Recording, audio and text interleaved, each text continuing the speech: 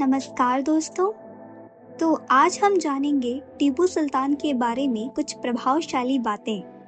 टीपू सुल्तान जो कि 18th century में मैसूर के रूलर थे, क्या आप जानते हैं इनके बारे में एक ऐसा रहस्य जो बहुत लोगों को नहीं पता? चलिए, तो आज हम जानते हैं टीपू सुल्तान के एक ऐसे इनोवेशन के बारे में जिसकी मदद से हम मिसाइल बनाना सीखे। टीपू सुल्तान ने इंडिया में पहली बार रॉकेट को इंट्रोड्यूस किया था जिसको वो वॉर्स में यूज करते थे। चलिए जानते हैं उनके रॉकेट्स के बारे में कुछ खास चीजें। पहला कि टीपू सुल्तान के रॉकेट बैम्बू की जगह आयरन ट्यूब्स के बने होते थे, जिसकी वजह से उनमें ज्यादा गन पाउडर भरा जा सकता था। इससे रॉकेट की रेंज और उसकी एक्सक्लूसिव पावर बढ़ जाती थी। दूसरी बात कि टीपू सुल्तान के रॉकेट के आखिरी में स्टेबलाइजिंग रॉड होती थी। तीसरा, स्वॉर्ड टेक्निक। रॉकेट के दोनों तरफ शार्प ब्लेड्स लगे थे जो कि एक वेपन की तरह काम करते थे। चौथी बात कि साइंटिफिक डिजाइन। रॉकेट के एक एंड पे बंद होते थे और दूसरे एंड पे एक नोजल होती थी जो उत्सर्जित गैसों का उपयोग करके उन्हें आगे बढ़ाती थी। पांचवा, रेंज। इन रॉकेट की रेंज 2 किलोमीटर तक होती।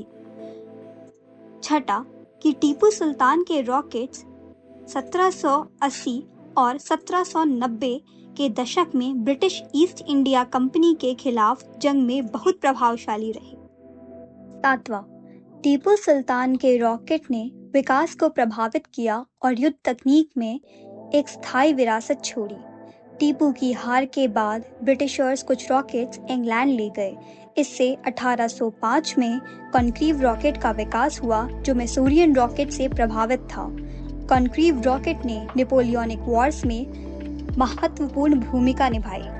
हाल के वर्षों में एस्ट्रोलॉजिस्ट ने भारत में ऐतिहासिक रॉकेट्स की कई खेपें खोजी हैं, जिनमें कर्नाटका के शिमोगा जिले में एक सूखे हुए कुएं में 1000 से अधिक रॉकेट्स पाए गए हैं। इन खोजों ने उस दौर के टीपू सुल्तान की आर्मी द्वारा इस्तेमाल की गई एडवांस टेक्नोलॉजी और मिलिट्री तकनीकियों पर नया प्रकाश डाला।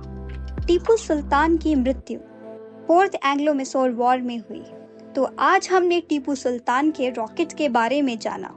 हमारे साथ अभी तक जुड़े रहने के लिए धन्यवाद। ऐसी ही और इन्फॉर्मेटिव वीडियोस के लिए द फैक्ट्स को लाइक और सब्सक्राइब करिए।